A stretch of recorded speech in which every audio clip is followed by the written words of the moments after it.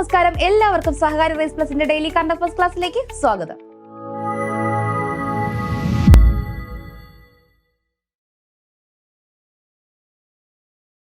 അപ്പൊ നമുക്ക് എന്നത്തെയും പോലെ ഇന്ന് അറിയേണ്ടത് എന്തൊക്കെയാണെന്ന് നോക്കാം. ക്ലാസ്സിലേക്ക് കിടക്കാം. സെർച്ച് കമ്മിറ്റി ചെയർമാനെ നിർദ്ദേശിച്ച് സുപ്രീം കോടതി. അപ്പൊ കുറച്ചധികം ദിവസങ്ങളായി നമ്മുടെ സാങ്കേതിക ഡിജിറ്റൽ സർവകലാശാല VC നിയമനവുമായി ബന്ധപ്പെട്ട് കുറച്ചധികം പുകച്ചിലുകൾ നടക്കുന്നുണ്ടല്ലേ. അവസാനം നമ്മുടെ ഗവർണറും ഗവൺമെന്റും തമ്മിലുള്ള തർക്കം മൂർച്ഛിച്ചതിനെ തുടർന്ന് സുപ്രീം കോടതി തന്നെ ഇടപെട്ടിരിക്കുകയാണ്. ഒരു തീർപ്പ് കമ്മിറ്റിയെ നമ്മുടെ സുപ്രീം കോടതി നിയമിച്ചിട്ടുണ്ട്. സർക്കാർ വാദം കണക്കിലെടുത്ത് ബംഗാൾ മോഡലിലാണ് ജഡ്ജിയെ നിയമിച്ചിരിക്കുന്നത്. എന്ത് മോഡലിലാണ്? ബംഗാൾ മോഡലിൽ. സർക്കാരിന്റെ വാദം പരിഗണിച്ചുകൊണ്ട് ബംഗാൾ മോഡലിൽ ഒരു ജഡ്ജിയെ വെച്ചിട്ടുണ്ട്. എന്താണെന്ന് നമുക്ക് നോക്കാം. സാങ്കേതിക ഡിജിറ്റൽ സർവകലാശാലകളിലെ വൈസ് ചാൻസലർ നിയമന കാര്യത്തിൽ ഗവർണറും സർക്കാരും തമ്മിൽ തർക്കം നീളുന്നതിനിടെ സെർച്ച് കമ്മിറ്റി അധ്യക്ഷനായി റിട്ടയർഡ് ജസ്റ്റിസ് സുധാംശു ധൂലിയയെ നിയമിച്ചു. ആരെയാണ് നിയമിച്ചത്? സുധാംശു ധൂലിയ. എന്താണ് പേര്? സുധാംശു ധൂലിയ. അപ്പൊ നമുക്കിനി അടുത്തൊരു പേര് കൂടി പഠിക്കാനായി. സുധാംശു ധൂലിയയാണ് നമ്മുടെ സാങ്കേതിക ഡിജിറ്റൽ സർവകലാശാല വൈസ് ചാൻസലർ പ്രശ്നവുമായി ബന്ധപ്പെട്ട് സുപ്രീം കോടതി, ഏത് കോടതിയാണ് നിയമിച്ചത്? സുപ്രീം കോടതി. ഹൈക്കോടതി എന്നൊക്കെ ഓപ്ഷനിൽ ഉണ്ടാകും, അതിലൊന്നും വീഴരുത്. സുപ്രീം കോടതി നിയമിച്ച സെർച്ച് കമ്മിറ്റിയുടെ അധ്യക്ഷനായി നിയമിതനായിരിക്കുന്ന വ്യക്തി ആരാണ്? സുധാംശു ധൂലിയ. ആരാണ്? സുധാംശു ധൂലിയ. അപ്പൊ കോടതി കുറച്ച് കാര്യങ്ങളൊക്കെ പറഞ്ഞിട്ടുണ്ട്. 2 ആഴ്ചയ്ക്കുള്ളിൽ സെർച്ച് കമ്മിറ്റി ഉണ്ടാക്കണം. സംസ്ഥാന ഉന്നത വിദ്യാഭ്യാസ വകുപ്പ് 4 ആഴ്ച സമയം നൽകി VC നിയമനത്തിന് പരസ്യം ചെയ്യണം. നമ്മൾ കഴിഞ്ഞ ദിവസം ഒരു ദിവസത്തെ വാർത്തയിൽ നമ്മൾ പറഞ്ഞിട്ടുണ്ടായിരുന്നു. അതായത് താൽക്കാലിക വൈസ് ചാൻസലർ നിയമിച്ചു കഴിഞ്ഞാൽ 6 മാസത്തിനകം, കൃത്യം 6 മാസത്തിനുള്ളിൽ തന്നെ എന്ത് ചെയ്യണം? വൈസ് ചാൻസലറുടെ നിയമനം ഉണ്ടായിരിക്കണം. താൽക്കാലികമായിട്ട് ഒരാളെ നിയമിച്ചു കഴിഞ്ഞാൽ 6 മാസത്തിനുള്ളിൽ തന്നെ അവിടെ ഒരു സ്ഥിരം നിയമനം ഉണ്ടായിരിക്കണം എന്നൊരു സർക്കുലർ കൂടി വന്നിട്ടുണ്ടായിരുന്നു. അത് നിലവിലുള്ളത് തന്നെയാണ്. അതൊന്ന് എടുത്തു പറഞ്ഞുകൊണ്ട് വാർത്തകളിലൊക്കെ വന്നിട്ടുള്ള കാര്യമാണ്. അപേക്ഷകൾ പരിഗണിച്ച് ഒരാഴ്ചയ്ക്കുള്ളിൽ സെലക്ഷൻ കമ്മിറ്റിക്ക് കൈമാറണം. കുറഞ്ഞത് 3 ആളുകളുടെ ചുരുക്കപ്പട്ടിക ഉണ്ടാകണം. പേരുകളുടെ അക്ഷരമാല ക്രമത്തിൽ സർക്കാരിന് നൽകണം. ഇതൊന്നും നമുക്ക് വേണ്ട, എന്നിരുന്നാലും അതുമായി ബന്ധപ്പെടുത്തി പറഞ്ഞിട്ടുള്ള കാര്യങ്ങളാണ് ഈ കൊടുത്തിരിക്കുന്നത്. നമുക്കിതിൽ അറിയേണ്ടത് ഒരൊറ്റ ആള് മാത്രമാണ്. ആ ഒരു പേര് മാത്രം നമ്മൾ പഠിച്ചാൽ മതി. എന്താണത്? സുധാംശു ധൂലിയ. സാങ്കേതിക സർവകലാശാല ഡിജിറ്റൽ സർവകലാശാല VC നിയമനവുമായി ബന്ധപ്പെട്ട് സുപ്രീം കോടതി നിയമിച്ച സെർച്ച് കമ്മിറ്റിയുടെ അധ്യക്ഷനാണ് സുധാംശു ധൂലിയ. ലണ്ടൻ ഫണ്ടും ചോർന്നു. 90% ഇടനിലക്കാർ തട്ടിയെന്നാണ് സംശയം. അപ്പൊ ഇതൊരു പദ്ധതിയുമായി ബന്ധപ്പെട്ട ഒരു വിവാദമാണ്. എന്താണെന്ന് വെച്ചാൽ കടലിനെയും തീരത്തെയും പ്ലാസ്റ്റിക് വിമുക്തമാക്കാനുള്ള ഒരു പദ്ധതിയുണ്ട്. എന്താണത്? ശുചിത്വ സാഗരം സുന്ദര തീരം. എന്താണ്? ശുചിത്വ സാഗരം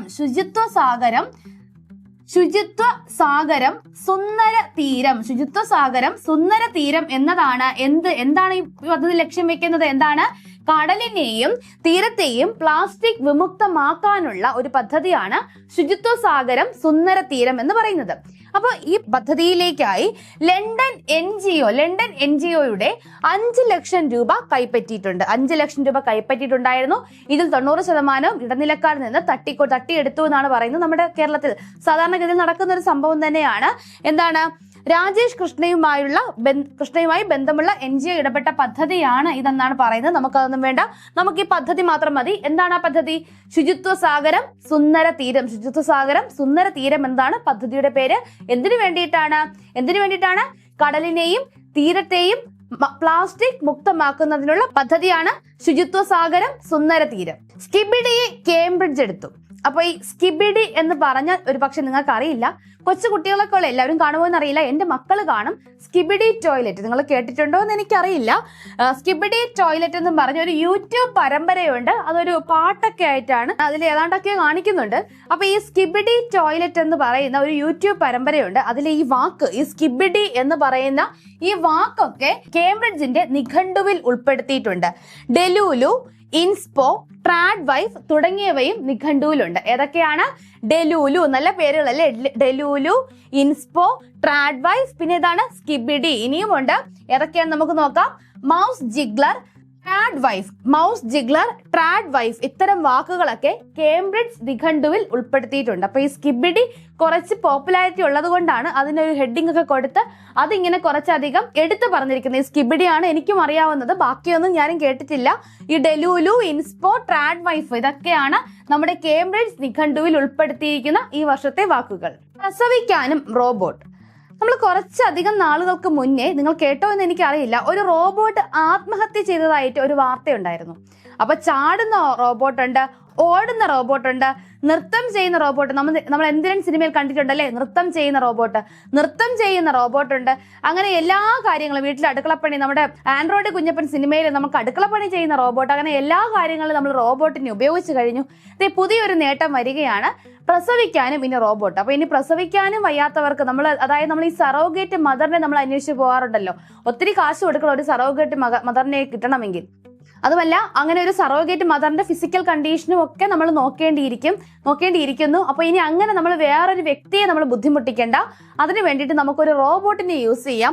ഇതിനെ വികസിപ്പിച്ചിരിക്കുന്നത് കൈവ ടെക്നോളജിയാണ്. എന്താണ്? കൈവ ടെക്നോളജിയാണ് ഈ ഒരു പുതുതായി ഒരു റോബോട്ടിനെ പറ്റി പ്രഖ്യാപിച്ചിരിക്കുന്നത്. ഏതാണ്? കൈവ ടെക്നോളജി. നിങ്ങൾ ഇതിന്റെ കൂട്ടത്തിൽ ഒരു കാര്യം കൂടെ ഓർക്കുക, കഴിഞ്ഞ ക്ലാസ് നമ്മൾ പറഞ്ഞു പോയ കാര്യമാണ്, എങ്കിലും ഒന്നുകൂടെ പറയുന്നു. ലോകത്തിലെ ആദ്യത്തെ റോബോ ഒളിമ്പിക്സിന് വേദിയായ രാജ്യം ഏതാണ്? ചൈനയാണ്. ചൈനയിൽ 3 ദിവസമായിട്ടാണ് നടന്നത്. 16 രാജ്യങ്ങൾ അതിൽ പങ്കെടുത്തു. USA, കാനഡയും ബ്രസീലും ഒക്കെ അതിൽ പങ്കെടുത്തിട്ടുണ്ടായിരുന്നു. നമ്മൾ കഴിഞ്ഞ ദിവസം അതിന്റെ ന്യൂസ് കട്ടിങ്സ് അടക്കം നമ്മൾ നിങ്ങളിലേക്ക് ആ വാർത്ത എത്തിച്ചിരുന്നു. അപ്പൊ ഇതിന്റെ കൂട്ടത്തിൽ അതുകൂടെ ഓർത്ത് വെക്കുക. കൈവ ടെക്നോളജിയാണ് പ്രസവിക്കുന്ന റോബോട്ടിനെ അവതരിപ്പിക്കുന്നത്. ഇതിന്റെ പ്രത്യേകത, യഥാർത്ഥ ഗർഭധാരണത്തെ അനുകരിക്കാൻ സാധിക്കുന്ന കൃത്രിമ ഗർഭപാത്രം ഉപയോഗിച്ചാണ് റോബോട്ട് ഗർഭം ധരിക്കുന്നത്. അമ്നിയോട്ടിക് ദ്രവം അടക്കമുള്ള നമ്മുടെ ആ വെള്ളം ഇല്ലേ, നമ്മുടെ പ്രഗ്നന്റ് ആയിരിക്കുമ്പോൾ വയറ്റിലുള്ള വെള്ളം, അതാണ് അമ്നിയോട്ടിക് ദ്രവം. അതടക്കം ഈ ഗർഭപാത്രത്തിൽ ഭ്രൂണം പൂർണ്ണ വളർച്ച കൈവരിക്കുക. അത് അടക്കം ഉണ്ടായിട്ട് സാധാരണ ഒരു അമ്മ എങ്ങനെയാണോ ഒരു കുഞ്ഞിന് ജന്മം നൽകുന്നത്, ആ ഒരു കണ്ടീഷൻ മുഴുവൻ ആ റോബോട്ടിന്റെ ഗർഭപാത്രത്തിൽ ഉണ്ടാകും എന്നാണ് കൈവ ടെക്നോളജി മുന്നോട്ട് വെക്കുന്ന ഈ ഒരു റോബോട്ടിന്റെ പ്രത്യേകത. കാട്ടീന്തലിലെ പുതുമുഖം.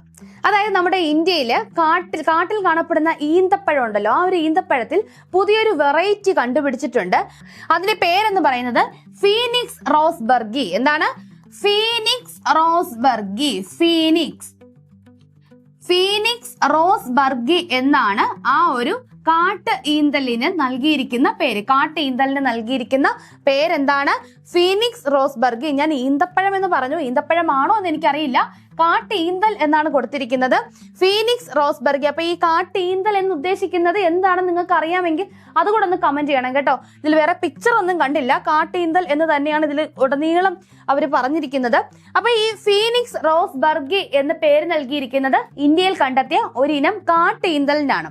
അപ്പൊ എന്തുകൊണ്ട് ഈ ഫീനിക്സ് റോസ്ബർഗി എന്ന് പേര് നൽകി എന്ന് ചോദിച്ചാൽ നമ്മുടെ ഇന്ത്യൻ സസ്യശാസ്ത്രത്തിന്റെ പിതാവാണ് വില്യം റോസ്ബർഗ്. എന്താണ്? നമ്മുടെ സസ്യശാസ്ത്രത്തിന്റെ പിതാവാണ് വില്യം റോസ്ബർഗ്. നമ്മൾ ബർഗറിലല്ലേ മറ്റേ ഇല വെക്കുന്നത്, അപ്പോൾ സസ്യശാസ്ത്രത്തിന്റെ പിതാവ് ആരാണ്? വില്യം റോസ്ബർഗ് ആണ്. അദ്ദേഹത്തിന്റെ ബഹുമാനാർത്ഥമാണ് ഫീനിക്സ് റോസ്ബർഗി എന്ന് ഈ അടുത്തിടെ കണ്ടുപിടിച്ചിരിക്കുന്ന കാട്ടീന്തലിന് പേര് നൽകിയിരിക്കുന്നത്. സംവിധായകൻ നിസാർ അന്തരിച്ചു. ആദ്യം ഈ ഒരു വാർത്ത കണ്ടപ്പോൾ ഞാൻ ഇങ്ങനൊരു സംവിധായകന്റെ പേര് കേട്ടിട്ടില്ല. അദ്ദേഹത്തിന്റെ പൂർണ്ണ നാമം എന്ന് പറയുന്നത് നിസാർ അബ്ദുൽ ഖാദർ എന്നാണ്. അപ്പൊ തുടർന്ന് അങ്ങോട്ട് ഈ വാർത്ത ഒന്ന് വായിച്ചു നോക്കിയപ്പോൾ നമുക്കറിയാവുന്ന പല സിനിമകളും, നമ്മൾ പണ്ട് നമ്മുടെ കുട്ടിക്കാലത്ത് കണ്ടു ചിരിച്ചിരുന്ന പല സിനിമകളുടെയും സംവിധായകനാണ് ഈ നിസാർ അബ്ദുൽ ഖാദർ എന്ന് പറയുന്ന ഈ വ്യക്തി. അപ്പൊ ഈ പേര് നിങ്ങൾ കൃത്യമായും ഓർത്തിരിക്കുക. അടുത്തിടെ അന്തരിച്ച സിനിമാ സംവിധായകനാണ് ആര്? നിസാർ അബ്ദുൽ ഖാദർ. അദ്ദേഹം സംവിധാനം ചെയ്ത സിനിമകൾ ഏതൊക്കെയാണെന്ന് നമുക്കൊന്ന് നോക്കാം. അച്ഛൻ രാജാവ് അപ്പൻ നേതാവ്, പടനായകൻ, അടുക്കള രഹസ്യം, അങ്ങാടിപ്പാട്ട്, ന്യൂസ് പേപ്പർ ബോയ്, അപരന്മാർ നഗരത്തിൽ, ഇതൊക്കെ നമ്മൾ ഒത്തിരി കണ്ടിട്ടുള്ളതാണ്. ജഗദീഷ് ഇൻ ടൗൺ, ജഗതിയും ജഗദീഷും ഡബിൾ ആയിട്ടുള്ള സിനിമയാണ് ജഗദീഷ് ഇൻ ടൗൺ. അപരന്മാർ നഗരത്തിൽ, ആ സിനിമയിലാണെങ്കിൽ ഒട്ടുമിക്ക നടന്മാരുടെയും ഡ്യൂപ്പുകളെ വെച്ചിട്ടെടുത്തിട്ടുള്ള ഒരു സിനിമയാണ് അപരന്മാർ നഗരത്തിൽ. താളമേളം, അപ്പൊ ഈ അടുക്കള രഹസ്യം, അങ്ങാടിപ്പാട്ട്, ഇതൊക്കെ നമ്മൾ കേട്ടിട്ടുള്ള സിനിമാ പേരുകളാണ്. ഇതൊന്നും എനിക്ക് ഓർമ്മ വരുന്നില്ല. എന്നിരുന്നാലും ഇത് ഏകദേശം എല്ലാം തന്നെ നമ്മൾ കണ്ടിട്ടുള്ള സിനിമകളാണ് എന്ന് തന്നെയാണ് വിശ്വാസം. അപ്പോൾ അദ്ദേഹത്തിന്റെ പേര് മറക്കരുത്. ആരാണ്? നിസാർ അബ്ദുൽ ഖാദർ. അടുത്തിടെ അന്തരിച്ച ചലച്ചിത്ര സംവിധായകനാണ് ആര്? Nisar Abdul Khader. Asia cup hockey പാകിസ്ഥാന് പകരം ബംഗ്ലാദേശ് വന്നേക്കും. തീരുമാനമൊന്നും ആയിട്ടില്ല, വന്നേക്കും.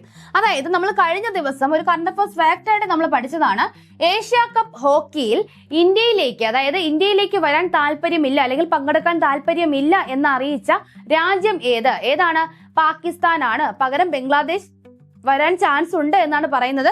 മറ്റൊരു കാര്യം, ഈ പാകിസ്ഥാൻ ഇങ്ങനെ ഒരു കാര്യം ഔദ്യോഗികമായിട്ടൊന്നും അറിയിച്ചിട്ടില്ല. അതായത് ഇന്ത്യയിൽ വെച്ച് നടക്കുന്നത് കൊണ്ട് വരില്ല എന്നൊരു കാര്യം ഔദ്യോഗികമായി അറിയിച്ചിട്ടില്ല. പക്ഷെ അഭ്യൂഹങ്ങൾ കേൾക്കുന്നത് വരില്ല എന്ന് തന്നെയാണ്.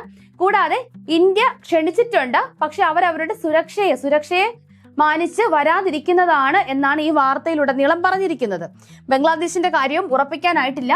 അപ്പൊ നമ്മളിവിടെ ഓർക്കാനുള്ളത്, ഏഷ്യ കപ്പ് ഹോക്കിയിൽ പങ്കെടുക്കാൻ താല്പര്യമില്ല അല്ലെങ്കിൽ അതിൽ നിന്നും പിന്മാറിയ രാജ്യം ചോദിച്ചാൽ അത് പാകിസ്ഥാനാണ്. ഇത് ഏകദേശം ഉറപ്പായിട്ടുള്ള കാര്യമാണ്.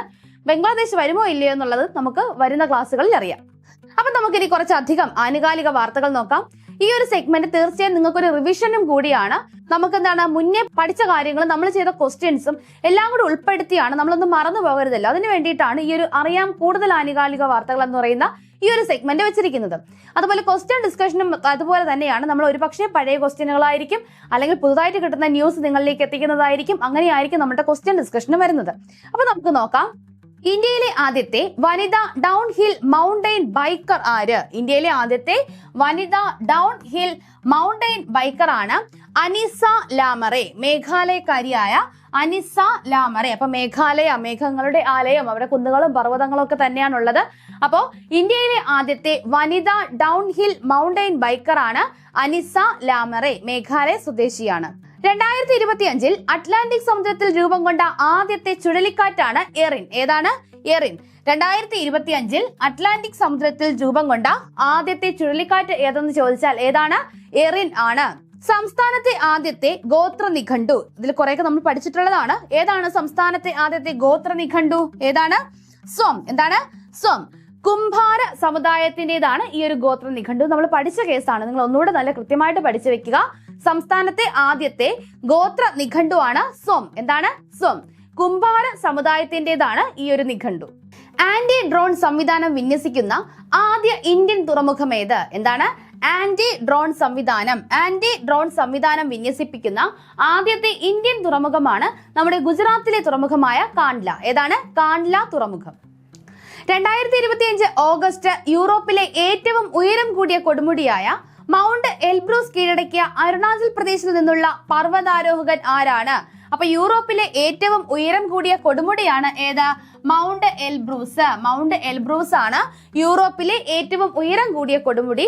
ഈ കൊടുമുടി കീഴടക്കിയ അരുണാചൽ പ്രദേശിൽ നിന്നുള്ള പർവ്വതാരോഹകനാണ് ആര്? കബക് യാനോ. ആരാണ്? കബക് യാനോയാണ് മൗണ്ട് എൽബ്രൂസ് കീഴടക്കിയ അരുണാചൽ പ്രദേശുകാരൻ. അടുത്തിടെ ന്യൂസിലാൻഡിൽ നിന്നുള്ള ബ്ലൂ പിങ്ക് ഗിൽ കൂൺ ഇനം കണ്ടെത്തിയ സംസ്ഥാനം ഏത്? അല്ലെങ്കിൽ എൻഡോലോമ ഹോച്ച്സ്റ്റെറി. എന്താണ്? എൻഡോലോമ ഹോച്ച്സ്റ്റെറി. എന്താണ്? എൻഡോലോമ ഹോച്ച്സ്റ്റെറി. പറയാൻ തന്നെ നല്ല പാടാണ്. ന്യൂസിലാൻഡിൽ നിന്നുള്ള ഒരു ബ്ലൂ പിങ്ക് ഗിൽ കൂൺ ഇനമാണ്. ഇത് കണ്ടെത്തിയിരിക്കുന്നത് തെലങ്കാനയിലാണ്. എവിടെയാണ്? തെലങ്കാനയിലാണ് ന്യൂസിലാൻഡിൽ നിന്നുള്ള ബ്ലൂ പിങ്ക് ഗിൽ കൂൺ ഇനം കണ്ടെത്തിയിരിക്കുന്നത്. ഉത്തർപ്രദേശിലെ ആദ്യത്തെ ഗ്രീൻ ഹൈഡ്രജൻ പ്ലാന്റ് നിലവിൽ വന്നത് എവിടെയാണ്? ഉത്തർപ്രദേശിലെ ആദ്യത്തെ ഗ്രീൻ ഹൈഡ്രജൻ പ്ലാന്റ് നിലവിൽ വന്നത് ഗോരഖ്പൂരിലാണ്. എവിടെയാണ്? ഗോരഖ്പൂർ. റെയിൽ ട്രാക്കുകൾക്കിടയിൽ നീക്കം ചെയ്യാവുന്ന ഇന്ത്യയിലെ ആദ്യത്തെ 70 മീറ്റർ സോളാർ പാനൽ സംവിധാനം കമ്മീഷൻ ചെയ്തത് വാരണാസിയിലെ ബനാറസ് ലോക്കോമോട്ടീവ് വർക്സിലാണ്. എന്താണ്? റെയിൽ ട്രാക്കുകൾക്കിടയിൽ നീക്കം ചെയ്യാവുന്ന ഇന്ത്യയിലെ ആദ്യത്തെ 70 മീറ്റർ സോളാർ പാനൽ, നമുക്ക് ട്രെയിൻ വരുമ്പോഴത്തെ മാറ്റണ്ടേ, 70 മീറ്റർ സോളാർ പാനൽ സംവിധാനം കമ്മീഷൻ ചെയ്തത് വാരണാസിയിലെ ബനാറസ് ലോക്കോമോട്ടീവ് വർക്സിലാണ് കമ്മീഷൻ ചെയ്തിരിക്കുന്നത്. ഇന്ത്യയിലെ ആദ്യത്തെ സുസ്ഥിര വ്യോമയാന ഇന്ധന പ്ലാന്റ് പ്രവർത്തനം ആരംഭിക്കുന്ന സംസ്ഥാനം. ഇന്ത്യയിലെ ആദ്യത്തെ സുസ്ഥിര വ്യോമയാന ഇന്ധന പ്ലാന്റ് നമ്മുടെ എയർ ഫ്യൂൽ പ്ലാന്റ് പ്രവർത്തനം ആരംഭിക്കുന്ന സംസ്ഥാനം പ്രവർത്തനം ആരംഭിക്കുന്നത് പാനിപ്പത്തിലാണ്. പാനിപ്പത്ത് എവിടെയാണ്? ഹരിയാനയിലാണ്. പാനിപ്പത്തിലാണ് എന്താരംഭിക്കുന്നത്? ഇന്ത്യയിലെ ആദ്യത്തെ സുസ്ഥിര വ്യോമയാന ഇന്ധന പ്ലാന്റ് പ്രവർത്തനം ആരംഭിക്കുന്നത്. അപ്പൊ നമുക്കിനി റിലേറ്റഡ് ക്വസ്റ്റ്യൻസ് നോക്കാം. ഒന്നാമത്തെ ചോദ്യം എന്താണെന്ന് നോക്കാം. സ്കിബിഡി, ഡെലിലു, ഇൻസ്പോ, ട്രാഗോയ്ഫ് എന്നീ വാക്കുകൾ അടുത്തിടെ ഉൾപ്പെടുത്തിയിട്ടുള്ള നിഘണ്ടു ഏതാണ്? Option A Oxford dictionary, B Cambridge dictionary, C Collins dictionary, D Webster's dictionary. ഇതിൽ ഏത് ഡിക്ഷണറിയിലാണ് ഈ വാക്കുകളൊക്കെ ഉൾപ്പെടുത്തിയിരിക്കുന്നത്? നമ്മളിപ്പോൾ പഠിച്ചതേ ഉള്ളൂ. നിങ്ങൾ എല്ലാവരും തന്നെ അതിന്റെ ഉത്തരം കമന്റ് ചെയ്യുക. ഇതിപ്പോൾ ഞാൻ എപ്പോഴും കമന്റ് ചെയ്യുക എന്ന് പറയേണ്ട ആവശ്യമില്ല. നിങ്ങൾ കൃത്യമായിട്ടും എല്ലാ ക്വസ്റ്റ്യൻസിനും ആൻസേഴ്സ് കമന്റ് ചെയ്യാൻ ശ്രമിക്കുക. ഓക്കെ, അപ്പൊ ഇതിന്റെ ആൻസർ എന്താണ്? ഓപ്ഷൻ ബി കേംബ്രിഡ്ജ് ഡിക്ഷണറിയിലാണ് ഈ വാക്കുകളൊക്കെ ഉൾപ്പെടുത്തിയിരിക്കുന്നത്. അടുത്ത ചോദ്യം എന്താണെന്ന് നോക്കാം. അടുത്തിടെ തിരുവനന്തപുരത്ത് റഷ്യൻ ജിയോഗ്രാഫിക്കൽ സൊസൈറ്റിയുടെ ഓണററി ഷോ ഉദ്ഘാടനം ചെയ്തത് ആരാണ്? റഷ്യൻ ജിയോഗ്രാഫിക്കൽ സൊസൈറ്റിയുടെ ഒരു ഷോ നടന്നിട്ടുണ്ടായിരുന്നു, കഴിഞ്ഞ ദിവസം നമ്മൾ പഠിച്ചു. Option A S Jaishankar. എല്ലാവരും ഉത്തരം കമന്റ് ചെയ്യണം കേട്ടോ. Option B Adoor Gopalakrishnan, C M D Vasudevan Nair, D Shashi Tharoor. ഇവരിൽ ആരാണ് ആ ഷോ ഉദ്ഘാടനം ചെയ്തത്? ആരാണ് അദ്ദേഹം? ആ വെർച്വൽ വ്യൂസ് കാണുന്ന കണ്ണടയൊക്കെ വെച്ചിരിക്കുന്ന നമ്മൾ ചിത്രം കഴിഞ്ഞ ദിവസത്തെ വാർത്തയിലൂടെ കണ്ടിട്ടുണ്ടായിരുന്നു. ആരാണ്? നമ്മുടെ അടൂർ ഗോപാലകൃഷ്ണനാണ്. അടുത്ത ചോദ്യം, സൂപ്പർമാൻ 2 എന്നീ ഹോളിവുഡ് ചിത്രങ്ങളിലെ വില്ലൻ വേഷം ചെയ്ത അടുത്തിടെ അന്തരിച്ച നടൻ ആരാണ്? നമ്മൾ കഴിഞ്ഞ ദിവസം വ്യക്തമായി പഠിച്ചു. ഇതൊക്കെയാണ് ഓപ്ഷൻസ്. എല്ലാവരും ഉത്തരം കമന്റ് ചെയ്തോളൂ. Option A Richard Donner, B Terence Stamp, C Gene Hackman, D Marlon Brando. ഇതിൽ ആരാണ് നമ്മുടെ സൂപ്പർമാൻ ഫസ്റ്റിലും സെക്കൻഡിലും ഒക്കെ വില്ലൻ വേഷം ചെയ്ത അടുത്തിടെ അന്തരിച്ച നടൻ? ആരാണ്? ടെറൻസ് സ്റ്റാമ്പ് ആണ്. താഴെ കൊടുത്തിരിക്കുന്ന പ്രസ്താവനകളിൽ ശരിയായവ തിരഞ്ഞെടുക്കുക. ശരിയായവ തിരഞ്ഞെടുക്കുക. ഒന്നാമത്തെ സ്റ്റേറ്റ്മെന്റ്, ദേവദാസി സർവേ ആരംഭിക്കാൻ പോകുന്ന സംസ്ഥാനം കർണാടകയാണ്. രാജ്യത്തെ ആദ്യത്തെ ഹൈഡ്രജൻ ട്രെയിൻ പരീക്ഷണ ഓട്ടം സോനിപത് ജിന്ദ് പാതയിലാണ് നടക്കുന്നത്. ഹാപ്പി അവേഴ്സ് പദ്ധതി കേരളത്തിലെ സപ്ലൈകോ വീണ്ടും ആരംഭിക്കുന്നു. ഇതിൽ ഏതൊക്കെയാണ് ശരി എന്നതാണ് നമ്മുടെ ചോദ്യം. ഓപ്ഷൻ എ 1 മാത്രം, ബി 1, 2 മാത്രം ശരിയാണ്, സി 1, 3 മാത്രം ശരിയാണ്, ഡി 1, 2, 3 എല്ലാം ശരിയാണ്. അപ്പൊ നിങ്ങൾക്ക് എല്ലാവർക്കും ഇതിന്റെ ഉത്തരം അറിയാം. എല്ലാവരും കമന്റ് ചെയ്യുക. അപ്പൊ നമുക്ക് നോക്കാം. ഒന്നാമത്തേത്, ദേവദാസി സർവേ ആരംഭിക്കാൻ പോകുന്ന സംസ്ഥാനം കർണാടകയാണ്. ശരിയാണ്, നമ്മൾ കഴിഞ്ഞ ദിവസം പഠിച്ചു. രാജ്യത്തെ ആദ്യത്തെ ഹൈഡ്രജൻ ട്രെയിൻ പരീക്ഷണോട്ടം സോനിപത് ജിന്ദ് പാതയിലാണ് നടക്കുന്നത്. ശരിയല്ലേ? ശരിയാണ്. ഹാപ്പി അവേഴ്സ് എന്താണ്? നമുക്ക് സബ്സിഡി ഇല്ലാത്ത ഉൽപ്പന്നങ്ങൾക്ക് സബ്സിഡി നൽകുന്ന ആ ഒരു 2 മണിക്കൂർ ടൈമിനെയാണ് ഹാപ്പി അവേഴ്സ് എന്ന് പറയുന്നത്. ആ ഒരു പദ്ധതി കേരളത്തിൽ സപ്ലൈകോ വീണ്ടും ആരംഭിക്കുന്നു. ശരിയാണ്. അപ്പൊ 1, 2, 3 ശരിയാണ്. ഓപ്ഷൻ ഡി ആണ് ഇവിടെ ഉത്തരമായി വരുന്നത്. അടുത്ത ചോദ്യം നമുക്ക് നോക്കാം. അടുത്തിടെ മഹാരാഷ്ട്രയിൽ നടന്ന ഉത്സവം ഏതാണ്? Option A Ganeshotsavam, B Dahi Handi, C Pongal, D Holi. ഇതിൽ ഏതാണ് അടുത്തിടെ നടന്നത്? ഗണേശോത്സവമൊക്കെ മഹാരാഷ്ട്രയിൽ നടക്കുന്നുണ്ട്. പക്ഷെ നമ്മൾ ഇന്നലെ വാർത്തയിൽ കണ്ടത് ഏതായിരുന്നു? പത്രത്തിൽ നമ്മൾ കണ്ടു കുറെ പേര് ഇങ്ങനെ ഒന്നിനുമീതെ ഒന്നായിട്ട് ഉയരത്തിൽ നിന്ന ഒരു ഉറിയടി മത്സരം. ഏതായിരുന്നു അത്? ദഹി ഹണ്ഡി. Option B Dahi Handi. എല്ലാവരും ഉത്തരം കമന്റ് ചെയ്യണം കേട്ടോ. അടുത്ത ചോദ്യം നമുക്ക് നോക്കാം. കേരള ഫുട്ബോൾ അസോസിയേഷന്റെ മികച്ച സ്പോർട്സ് ജേർണലിസ്റ്റിനുള്ള മാധ്യമ പുരസ്കാരം നേടിയിരിക്കുന്നത് ആര്? കേരള ഫുട്ബോൾ അസോസിയേഷൻ KFA മികച്ച സ്പോർട്സ് ജേർണലിസ്റ്റിനുള്ള മാധ്യമ പുരസ്കാരം നേടിയ വ്യക്തി. Option A VP Suresh, B K Suresh Kumar, C Siraj Kasim, D Manoj Nair. അപ്പൊ ആരാണ് KFA മികച്ച സ്പോർട്സ് ജേർണലിസ്റ്റിനുള്ള പുരസ്കാരം നേടിയത്? ആരാണ്? Option C Siraj Kasim. Option C Siraj Kasim ആണ് ഉത്തരമായി വരുന്നത്. അപ്പൊ ഇത്രയുമാണ് നമ്മുടെ ഇന്നത്തെ ക്ലാസ് തീർച്ചയായും നിങ്ങൾക്ക് ഗുണകരമാകും എന്ന് തന്നെ വിശ്വസിക്കുന്നു. എന്തെങ്കിലും സജഷൻസ് ഉണ്ടെങ്കിൽ തീർച്ചയായും നിങ്ങൾ കമന്റ് രൂപത്തിൽ രേഖപ്പെടുത്തുക. അടുത്ത ക്ലാസ്സിലൂടെ നമുക്ക് കൂടുതൽ ആനുകാലിക വാർത്തകളുമായി വീണ്ടും കാണാം. താങ്ക്